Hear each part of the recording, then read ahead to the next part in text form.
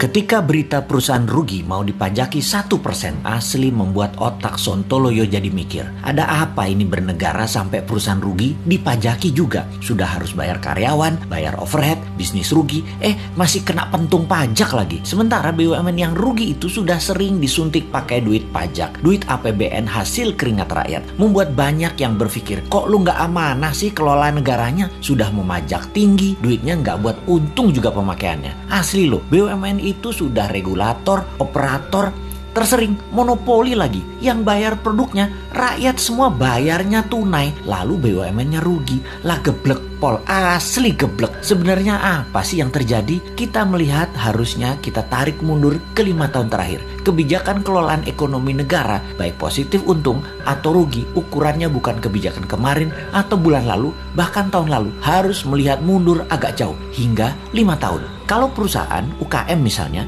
bisa terlihat langsung sebuah kebijakan bulan lalu membuat perusahaan untung atau perusahaan rugi. Bisa langsung terlihat. Keadaan ekonomi negara saat ini kita melihat faktanya adalah uang kering. Faktanya adalah uang yang beredar hanya 44% dari PDB. Banyak orang menahan uangnya untuk tidak muter. Ini sudah kejadian lama. Melambat dan melambat. Ekonomi turun karena keringnya uang beredar. Kita bandingkan dengan negara lain. Jepang saat ini uang beredarnya 120% dari PDB. Tiongkok 250% dari PDB. Amerika 200% dari PDB. Gini deh, kita kasih info tambahan lagi. Di Tiongkok yang transaksinya pakai non tunai itu 2 kali PDB Tiongkok yang 13.000 billion dolar. Sebanyak 26.000 billion dolar transaksi non cashnya. Indonesia hanya 6% dari PDB yang 1.000 billion tersebut. Hanya 60 billion. Langit dan dasar bumi perbandingannya. Gitulah kira-kira kita membandingkannya. Kemudian pajak mau naik 5%. Ada tax amnesty jilid 2 lagi rencananya. Waduh bos,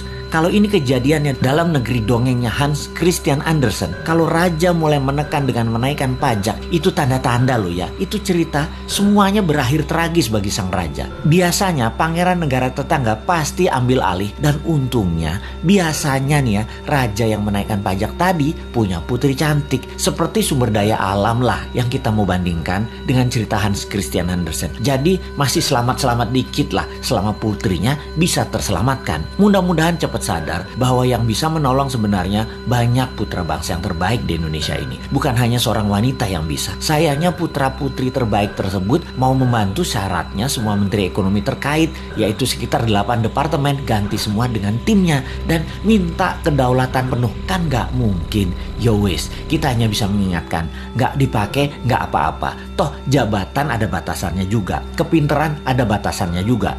Tapi bener deh bos, kalau kebodohan mah gak ada batasnya. Kembali ke pajak. Ini yang buat nyesek kebijakan keuangannya dengan menaikkan pajak tinggi dan menekan. Kalian itu wahai pejabat tidak ikut membuat kaya rakyat, malah majekin. Kebijakan pejabat harusnya membuat makmur rakyat. Begini ilustrasinya. Kalau rakyat dapat 100, dipajaki 10, oke lah. Lalu sekarang dipajaki mau 12% atau 15%. Sementara pendapatan turun hanya jadi 80. Ya teriaklah rakyat. Bener deh.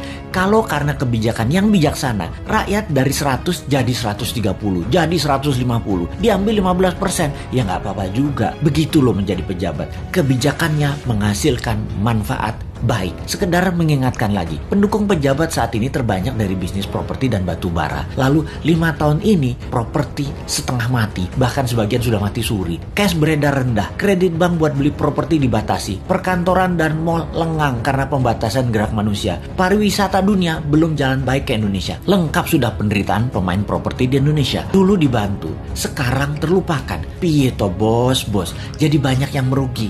Kena pajak 1% lagi. Ay mampus dah. Wes 2024 gak usah dipilih semua calon-calon dari pejabat sekarang deh. Pasti sama lagi kebijakannya. Cari yang baru. Masa gak ada berlian di antara 270 juta penduduk Indonesia selain mereka sih?